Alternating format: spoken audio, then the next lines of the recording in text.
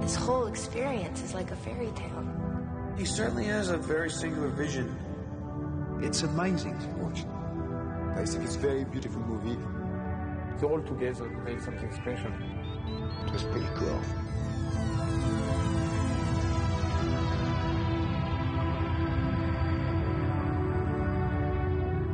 In 1996, 9 of the 12 sound stages at Britain's Pinewood Studios, and for a time, London's Royal Opera House, were occupied by one of the most secretive projects in filmmaking history. French filmmaker Luc Besson, director of such cult movies as Nikita and Leon, was filming an epic science fiction adventure, The Fifth Element. I was very interested also to show that the future is not specifically dark and dangerous, and you know, this future is very funny. Luc always wanted to do a sci-fi movie. Always been very involved and very interested by sci-fi. The Fifth Element was the largest production ever filmed at Pinewood Studios. It had the biggest special effects budget of all time, and was one of the most expensive productions in the history of French cinema. Suddenly we went to $93 million. So we have over 1,000 people on the payroll. It was an incredible experience. You know, we were crazy.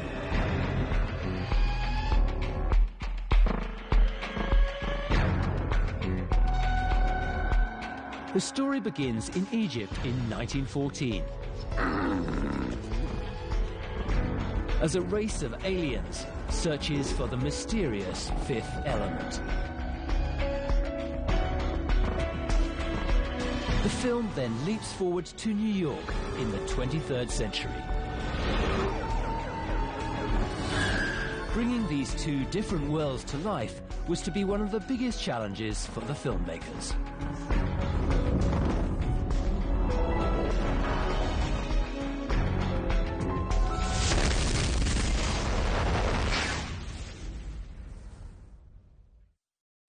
Luc Besson first conceived the story while still a young boy.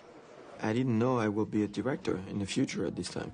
I was just looking for a friend, and I couldn't find it. I have no brothers, no sisters, no TV or thing like this, so I invent this world to escape mine.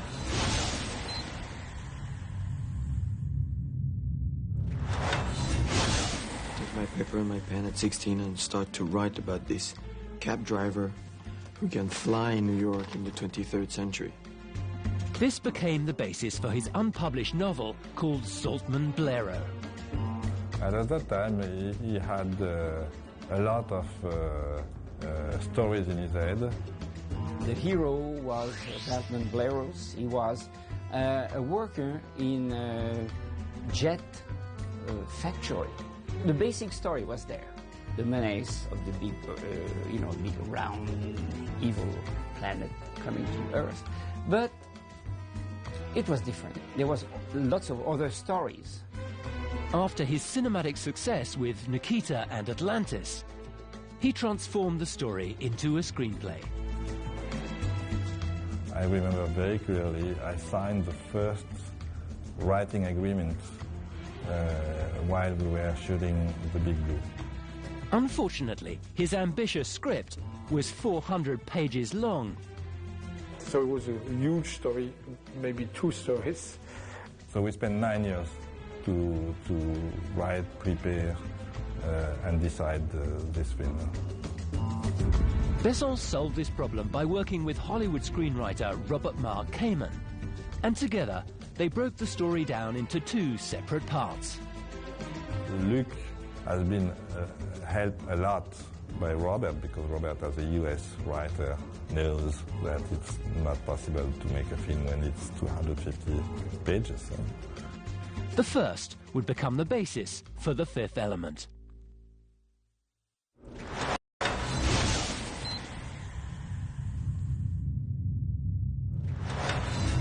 When you start a movie like this, so huge, like a big adventure, it takes just to see if it's feasible. if you can make it, it take a year. We already spent something as $7 or $8 million before to make the decision in prep. In creating a look for the 23rd century, Luc Besson made two decisions which were to prove fundamental to the film's design and its enduring popularity. Wow. When I wrote, 15 manglers arrived in a room. How you do that? I mean, I don't even know how they look like. It needed to be fitted, not only with words, but with images. Firstly, Besson hoped to create an entirely credible future based on evolutionary stages. Europe a few centuries ago was ready to collapse, and then they discover America and Asia and all these things. So everybody start fighting together and go for, conquer new world. So we were near this Third World War when we discovered a way to go in space. So all the people feel more together and build things and start to get out and to start to discover all this world. So the peace on Earth came back, in fact. Secondly, he hired a team comprising some of the most gifted designers and conceptual artists in the world. Their task was to imagine what the world of the 23rd century would actually look like. So with Patrice, we make a group of work with, designers. He wanted really to create a studio. It was, it's more like an art studio. This studio was made with people like Mobius, was more like advising, and Jean-Claude Mézières, and a lot of young artists. Dan Vale was the production designer on the film. He came with Luc right at the beginning. Most of those guys didn't have read the script. I think I did. I was maybe the only one who did. So I was telling them more or less what we were looking for. He was someone who hadn't had an established track record in the international side of things, so he was someone who was very anxious to prove himself and to be part of Luc's dream, which was deliberate by Luc. He didn't want somebody who had an established style. The work of a designer when you are designing a movie, whatever it is, a parent movie as a modern movie or a contemporary movie, is first to create the iconography of the movie. On a sci-fi movie, you don't have images, or you steal images. I mean, when I say steal, I said we are all stealing the work of somebody, or we have all reference. He had this very simple idea to bring on board the main comic designer, comic strips, you see that? Designer we have in France, which are Mézières and Mobius. So instead of looking at their work, it was much easier to have them working with us.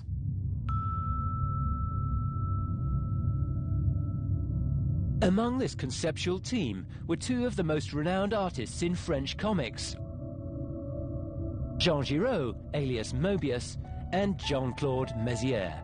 When he called me for his project of this movie, he said, I've been a reader for your stories for a long time.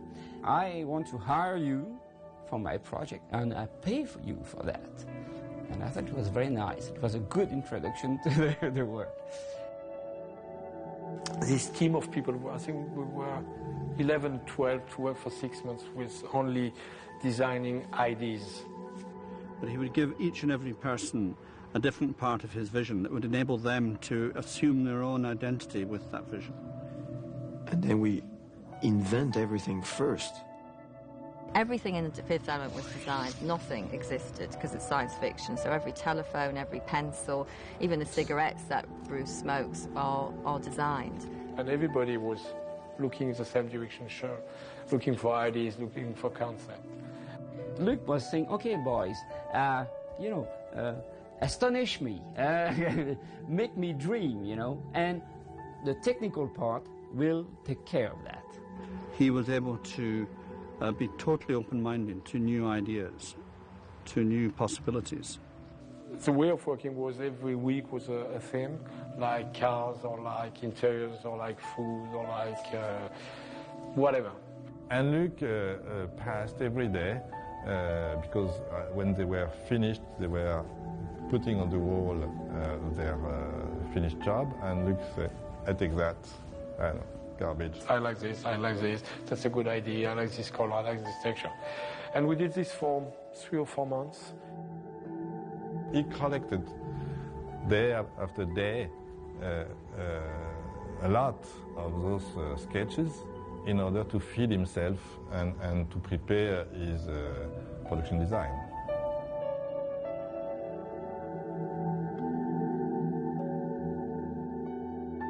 One evening he saw that big drawing on the wall. He said, "Oh, I like this drawing. You know, you're going to see it on the screen." It took 5 years, but I saw it on the screen when this is the airport with all the view of New York and the jet going to Paradise coming across the screen. It's exactly my drawing, you know. And at that time, that sequence almost didn't exist in the script. He really built up his movie from some of the drawings, and of course, because the drawings he picked were close from what he was imagining. What was interesting was the fact that it was some sort of exchange of ping-pong game, bouncing game from everybody to everybody. Later on, people were more allocated to one set or one precise concept. Mobius worked a lot on spaceship, and Jean-Claude worked a lot on the concept of the city. We built the new New York for the 23rd century way up there to the real New York, and then very much down the bottom too. But I wanted to keep some looks of what is still the New York that everybody knows. It looks like New York, crazy New York, but it has the same feeling. That was the first part of the process. Few weeks or few months later, a normal art department came and began to draft technically what had been more or less decided by Luc.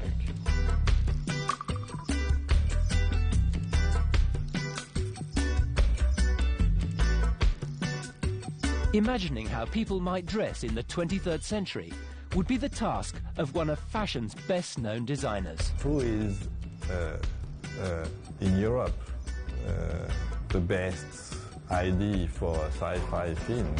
Jean-Paul Gaultier. Futuristic can be retrospective. It can be like it was in the 17th century or like at the prehistorical time. You know, it could be that too. What will be futurist? You know, so I have to have his concept of what is futurist. Jean-Paul Gaultier was like, "This is beautiful, and you would like this, that." I was like, "No, I do not like that."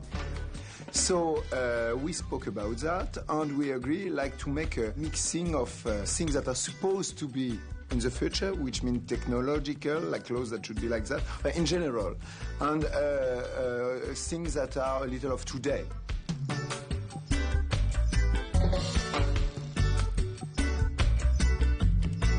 He and Luc together is just insanity, because Jean-Paul is totally crazy and so talented and so modern, and Luc is so insane and so wonderful and so modern, and the both of them together, it was like madness. Help!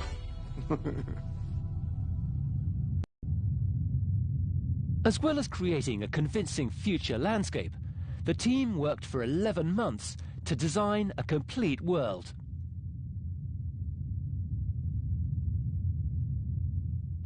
British prosthetic makeup expert Nick Dudman, a veteran of Batman, Indiana Jones and The Empire Strikes Back, relished the task of bringing these bizarre creatures to life. When he first introduced me to Luc Besson, the question of all the various other alien species came up, like the Mondoshawan, who were in huge, great bronze spacesuits, at which point I said, well, I've never done anything like that. From my point of view, today, he's the most talented guy in the world for creatures. The designs for each species were locked. He had had concept artists like Mobius in France working on these for some time, and he viewed them very much as locked designs. You know, the brief was, here is this, build me several of that. Luc's trust in Nick was absolutely total. He was adored Nick. The Mangalores, these sort of space thugs, were a design that came from the art department that we then mutated The frontline ones were silicon gel heads, which at the time were very difficult to produce. The material was very new to us and very new to the industry in the way it was used. But it produced a wonderful surface and very lovely translucent, soft flesh feel. And they were radio-controlled animatronic heads. One of my crew did the lip-syncing for them. But it was all very hands-on. We weren't running computers like we would do nowadays, that kind of thing. It was quite an experiment. Revenge is at hand. Although Luc Besson had previously worked with several members of the crew, notably cinematographer Thierry Arbogast, composer Eric Serra, and production designer Dan Vale, it was clear that The Fifth Element would be a far more ambitious undertaking than anything they had ever worked on before. Dan, as production designer, was responsible for all the set building, the construction of almost 99% of the film, which means not just sort of building walls, but also interfacing with special effects and visual effects. You meet with the people involved, like first the production with visual effects, special effects, prosthetic effects, and we discuss and we see, okay, what can be done, how we can do this. Is it morphing? Is it plastic? Is it new product? Is it mechanic or computer or, you know? And I will say, I can do this, and Mark will say, I can do this, and we said, okay, but maybe it's better to do this. And Neil or Nick Dunman will say, but maybe we can do this and this. So it's an organic work. Finally, Luc Besson was ready to make the film. The process took more than a year just to know if the movie was possible financially and technically. Unfortunately, he was soon to discover that one important element was missing. The special effect told us, we think we can do this in a year or two because we don't have the machine yet. Well, the film had been in pre-production for some time, and then Luc set it aside for a while and did The Professional. And I think he did that in the sense of waiting for digital technology to catch up with some of his ideas on the film. We decided to make The Professional because it was it was simple, quick, and was also the first step in an English-speaking film in order to help us for the next one. During the break, the box office success of Leon, also known as The Professional, gave Luc Besson's career the international boost it needed. And The Fifth Element rapidly began to regain momentum. They gathered all the drawings we've produced, and that's their approach to those drawings to decide, okay, this is a great scene to be shot in the new script. It's a huge luxury to be able to come back to work and to redo, to keep only what you like and to redo what you don't think is still good or good enough 3 years after. They did something fantastic. They didn't need me, you know. I brought the ideas, and after that was up to them. The miniature builds following Mézière's work, and a really good miniature team, finishing up the buildings and decorating them, and all the fun stuff like the signage and the little gadgets and the weird things that you see in any city, fire escapes and odd lights that mean nothing. And when I was invited to Pinewood Studios, you know, it was for this scene, and I saw exactly my drawings. I was working inside my drawings, you know, huge drawings. It was fantastic, really.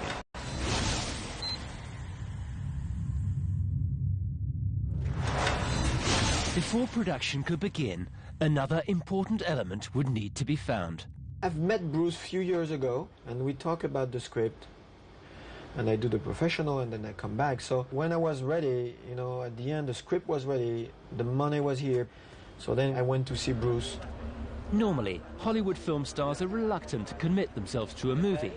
But with superstar Bruce Willis, things moved much faster. I came in New York, I gave him the script. I went shopping for 2 hours. I come back 2 hours later. He said, it's great, I do it. I like to do films that I'm not quite sure whether I'm going to succeed in, so there's always that risk of failure. Luc Besson's film was for him, I think, first a funny experience for him, and second, a good way to manage his career. He wanted very much to work with someone as passionately, artistically literate as Luke. He's a great storyteller, and there are not many guys like that around. So Bruce and me, we plugged since the beginning, and it was a very honest relationship, lots of talk. What's up, baby? What are you doing? He came to work and he worked brilliantly every day. He was great to work with. Great fun. it is a blast. I mean, and it's one of the reasons that I still enjoy acting is because it's each time it's a new thing and it's a new challenge, and you get to wear new clothes and you get to walk in a different time and walk a different way, and that's a thing I think that keeps it interesting for me. Major Dallas, you've been selected for a mission of the utmost importance. What mission? Save the world. Because I'm on the camera, sometimes the actors are very close to me. You know, if I make a shot like this, the actor is like 2 feet from me. So during the take, sometimes I talk a lot and I push them. Stay down here, stay here, breathe, breathe, breathe. It's actually a much more immediate style of acting. Most of the time you've got to do a take, stop, turn the camera off, get out of the, in this case, the flying cab, go and talk to the guy and say, how was that? Is that what you wanted? And Gary knows me, so it was easy, but Bruce and Ian was a little, disturbed by that. But we talk about that, and they love it after, in fact. With Luke there, a lot of times we just kept the camera rolling, and I said, well, he says, good, do that, but now do this. And so it's a much more immediate sense of working in a much more organic way of trying new things. It gives so much complicity, because I'm here, I'm in the middle of the game, and the more I push them, the more they want to give me also. Because an actor, if you take care of him, if you push him, if you ask him things, he's happy. No, you come closer. Come closer. I'm still learning how to act, and I'm still learning new things all the time, and how to, different ways of telling the truth and different ways of being dishonest on film. They're always very excited. As soon as I ask something more, or I'm excited and I want this and this, they always follow. And when they're excited, generally they are more creative and they propose more things. I learn things about acting from every film that I do. With Bruce on board, the rest of the cast soon fell into place. Gary Oldman, who had co-starred with Jean Reno in Luc Besson's Leon, also known as The Professional, was the director's first choice to play the evil Zorg. Anyone care to explain? Gary and Luke have a kind of feral energy. One of my best friends since, a few years now, so he's my family. And he said, will you be in The Fifth Element? And I said, yeah. To jump in a sci-fi movie with all these things was very strange for him. I knew it was science fiction. I knew it was futuristic. So I had an idea of what I was getting into. The first time that he have seen the outfit of Zorg, he was very, very confused and shocked. Oh, no. And you sort of have to surrender to the world of it. At the end of the stairs, position.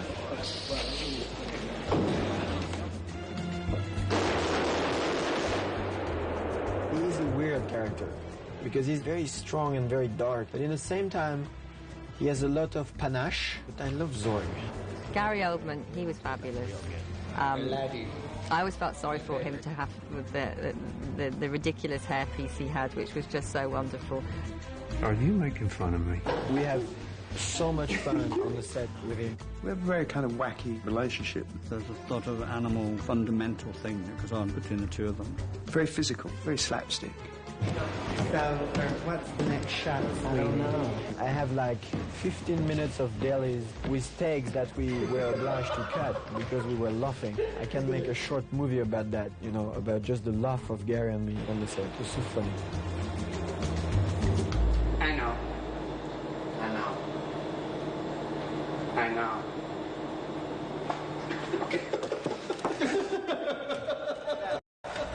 After an extensive search of some 5,000 girls worldwide, Luc Besson finally chose Ukrainian-born model Milla Jovovich as the perfect Lilu. Luke's casting was very, very eccentric. He was looking for faces, he was looking for peculiar character performances that would make an impact very, very quickly.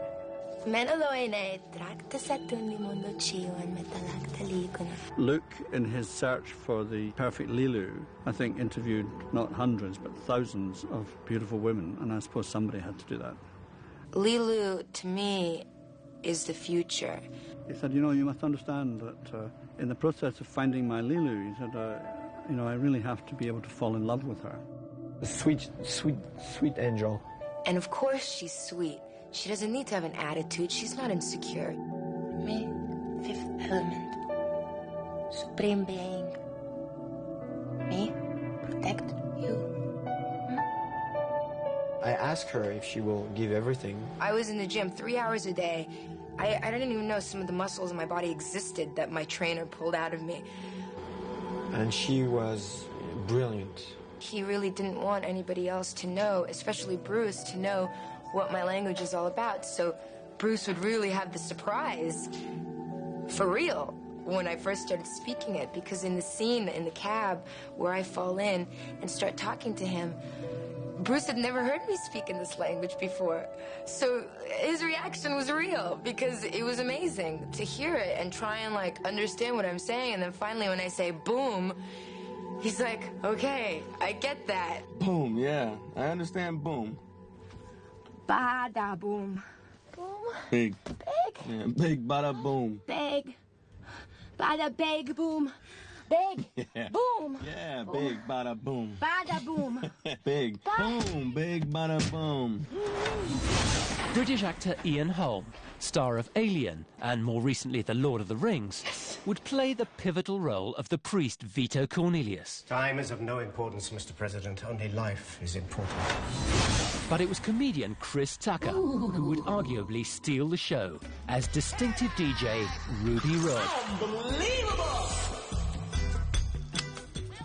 Chris Tucker was unbelievable. It's a pleasure, in fact, because he can make like 15 takes, different takes with different intonation, and, you know, it's like going to a supermarket, you know, and take everything you need for your editing. He trusted me, and I trusted him because I didn't know nothing about the movie, and I didn't know nothing about the character, so my part was a stretch for me because I never did anything like that before, and it was so far from me and what I do in America's stand-up comedy.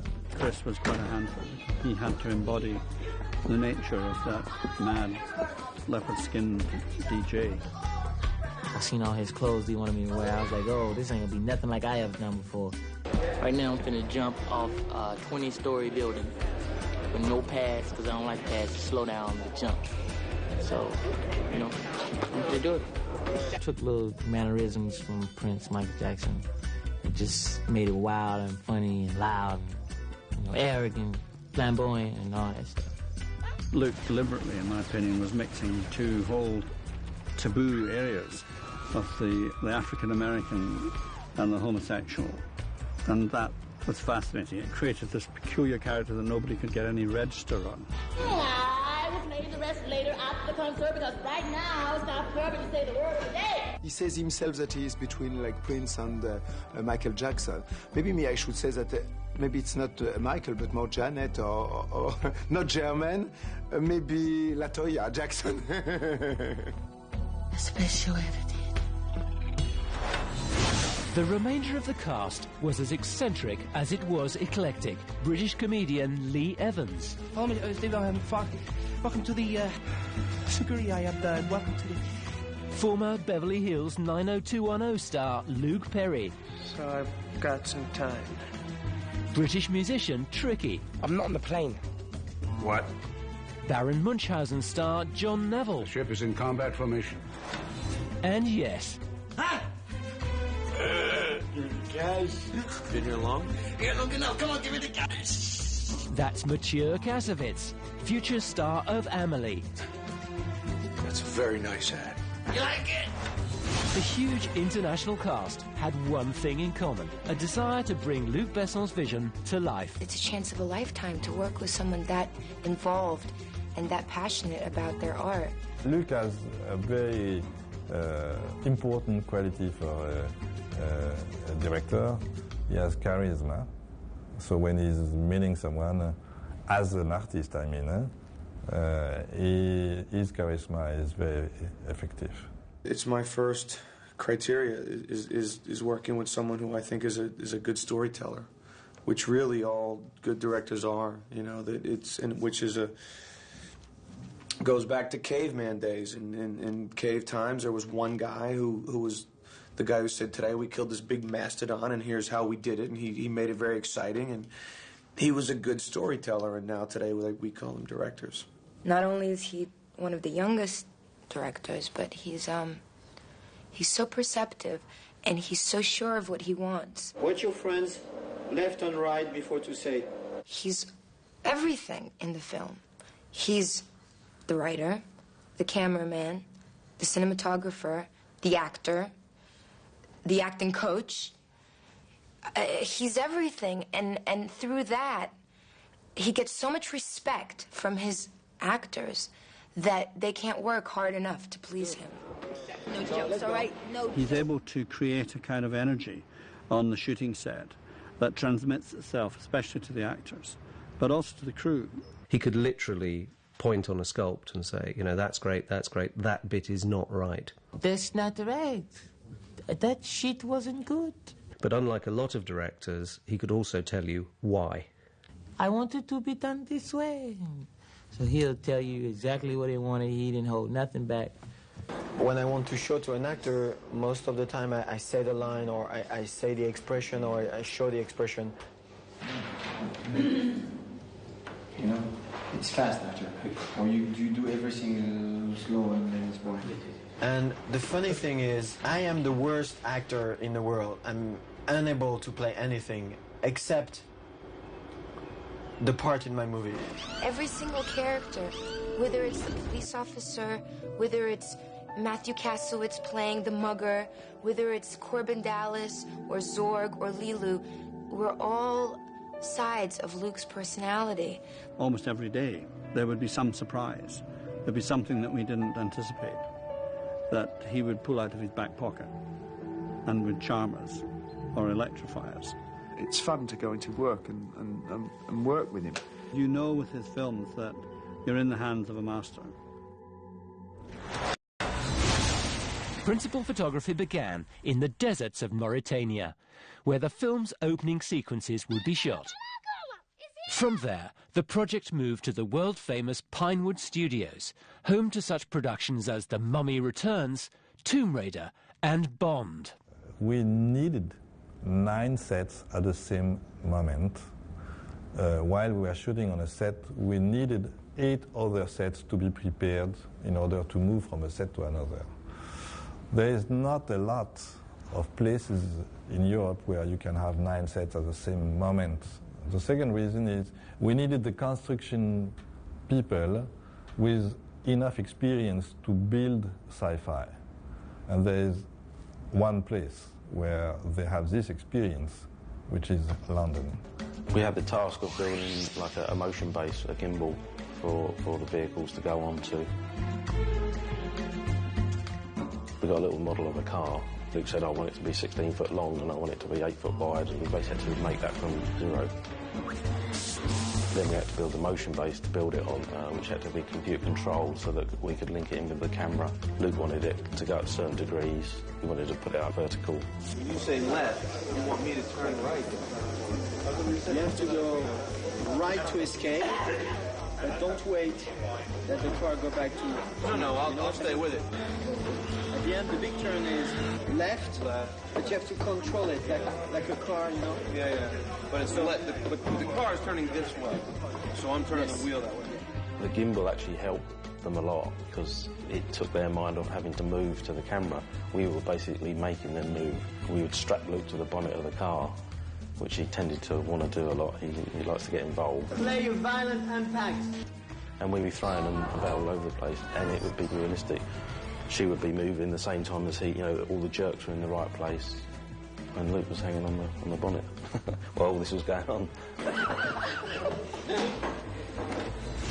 Although 9 of the 12 sound stages at Pinewood Studios would be taken over by the production, one crucial sequence would require the use of London's Royal Opera House. The diva scene is something very close to me because I'm a fan. I'm an opera fan.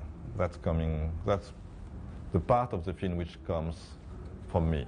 My first idea was to make a more outer space creature, something really weird and very poetic and maybe a little bit difficult to draw, to build. To draw, it's easy. It's always easy to draw, more or less, but to build and to make it real, it's probably more difficult. At one point, the diva was going to, in the second part of her song, was going to produce wings, like a butterfly, which were going to be computer-generated. And when Luke saw the diva as we had prepared her, he decided it was unnecessary, that the impact was strong enough.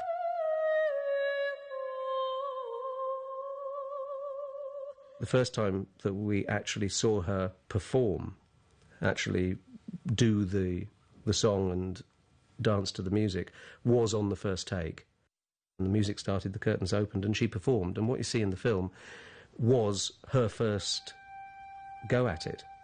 And it was magic. I used to go onto the set when they were filming that just because of the soundtrack was incredible, and you know it was one of them scenes that you could just watch over and over again and just be mesmerised by it.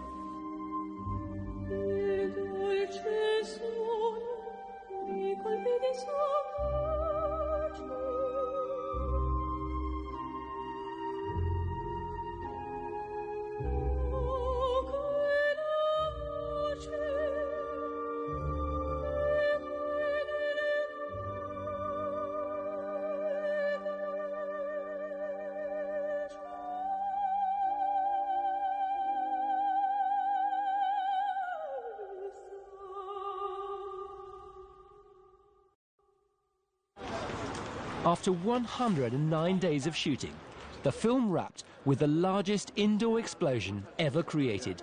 Boom! Filmed in the massive 007 soundstage. Luke, like most directors, wants big explosions and lots of bullet hits and fire and you know, as much as he can get. We have this big explosion in the main hall in the film, and the explosion was like huge. The biggest indoor explosion on a stage that had ever been done. It's a real explosion. Nowadays, a lot of explosions are computer generated. But that one was, I'm very pleased to say, the real McCoy. We did blow up the set. On paper, it sounded very simple, but it turned out very difficult. The set was built right to the ceiling, and he basically wanted to see the whole thing blow up. So from a very early point in the film, the design of the set had to be worked out as to how Bruce would come off the balcony. We had rockets firing across on wires. We had the whole schmozzle, and it was great to film, and it was a very, very exciting. This day was an incredible day, for example. We had a lot of extras, Bruce Willis, the actors, firemen, everyone, 12 cameras, a huge explosion, and the extras directed by the first assistant, with an incredible guy, with a sifflet, comme on dit, sifflet. With the whistle, yeah. He was directing, because of the explosion of all of that, he was directing the extras with the whistle. It was absolutely incredible to do that. Bearing in mind the Bond stage had been on fire in the past, I think it was something we were all very nervous about.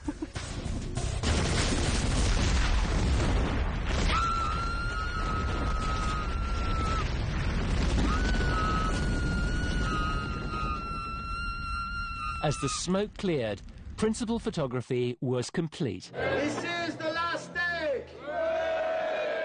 Only if you are very good!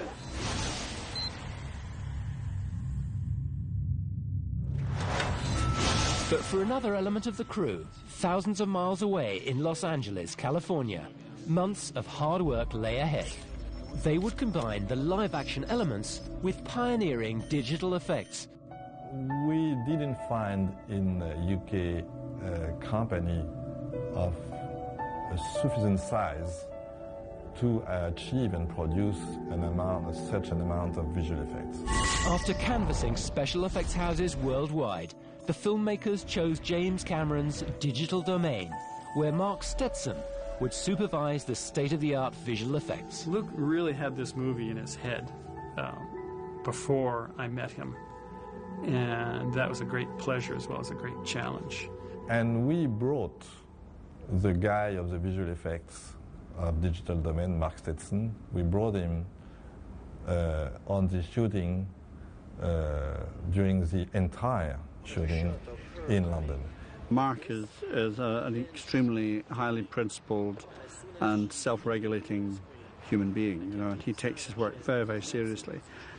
When we were asking Luke questions, you know, on set while we were shooting something, I'd say, well, if you handle it this way, what would happen? Or I'd say, what do you mean when you say you want this to be red rather than black? Or, you know, I'm making that up, but I would watch him sort of look up and run the movie in his head and then give you the straight answer, just like, boom, and that was it. And he could decide, because he had the whole movie in his head, and I was astonished by that. Actually, it was between going on the Titanic or The Fifth Element. And Jim Cameron's awesome, but I'd had the opportunity to work on a few shows with him prior to that, and I thought, with Luc Besson, I knew, wow, this is going to be a really, like, artsy, creative, different kind of show. So I hadn't even met Mark Stetson before. He joined Digital Domain. We kind of briefly met. He took off for London, and I took off shortly after. And so they actually came out right at the very beginning and sat down with Luke and with Dan Vale and with the designers and worked out with everybody how it looked. I started going through all this artwork with Dan Vale, the production designer, and I just was blown away and thought, oh my gosh, what have I bitten off here? And Luke had storyboarded the cab chase himself with a storyboard artist and said, here you go, Mark, boom, when we started the job. We whittled that down through the rounds of sort of development and what can we afford to do for this movie, discussions into about 65 shots, and started previs in London while we were shooting the sequences with a small team brought over from the States. So we had a digital New York. One of the big things that was great about it is we had the 24 scale models in the computer, the dimensions of the stage, and we had a little setup where if we did a camera move and we went outside the stage, the screen turned one color, and we're like, oh, okay, we can't shoot that. Or if the buildings turned a certain color, we knew that we had gone beyond, you know, our model buildings, and now we were into CG land. So it was great because it was driving the moves we would shoot on stage, and it was helping us to really bid the shots and know what was in it and plan for it.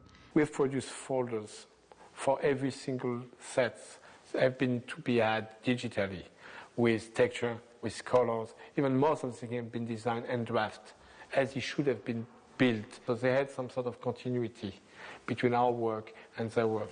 When we first showed Luke the previs, I was very nervous about him sort of perceiving the shot through the crudeness of the image that we were presenting, which was, you know, these sort of zebra stripe buildings that were black and white stripes in the miniature area, and then black and red stripes where we got out of the miniature area, with each stripe being a floor height, and the cars just being little blobs flying around in strings and rows. And I was really impressed with Luke when he just looked at the shots, understood what he was seeing because he knew his shots, and then started directing them. Faster, slower, no, turn more abruptly, no, don't give it so much skid, just have him turn very deliberately through that alley. And I just thought, oh my God, he gets it, and this is going to go so great.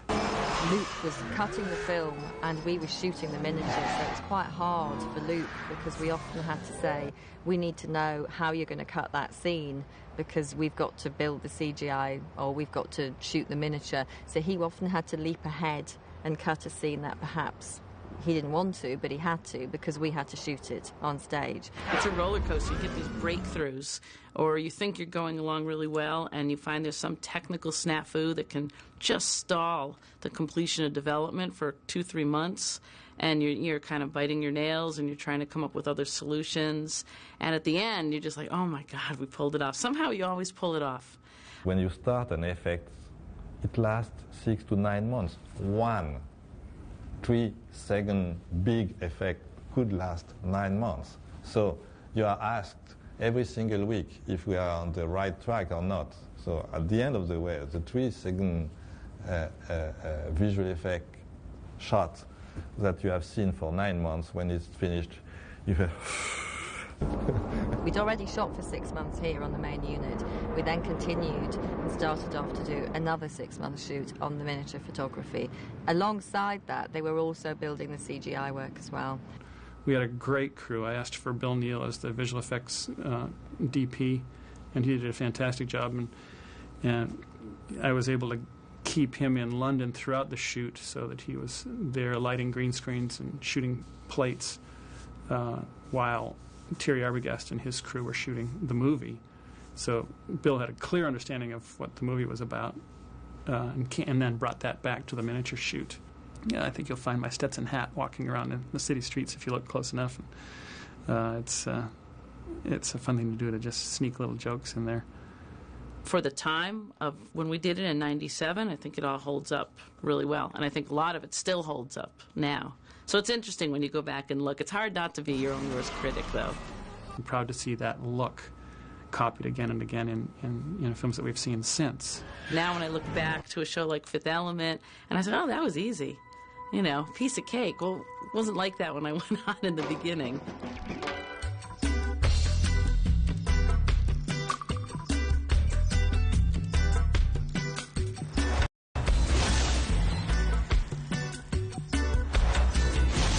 Finally, after more than 20 years from story to screen, The Fifth Element was completed in time to open the 50th Cannes Film Festival. Now here we are at Cannes. It's the festival of festivals, and I think next to the Oscars, it's the biggest do, isn't it, out? Never in my life seen nothing like this before. This is beautiful. The filmmakers had insisted upon secrecy throughout production, and now, at last, they revealed their secrets to the world. We're very proud to be part of it. After its star-studded opening celebrations, The Fifth Element exploded onto screens around the globe, becoming the #1 movie in every single territory. The film went on to gross an astonishing $300 million worldwide, thrilling audiences of all ages. Thank you for reminding me. Luc Besson may have dreamt up the story while he was still a schoolboy, but he could hardly have imagined a more spectacular and successful ending to his dream than making The Fifth Element. Very happy experience. Incredible. Wow. It's just amazing. Winning the BAFTA was unbelievable. Told you. Perfect. Real source of pride.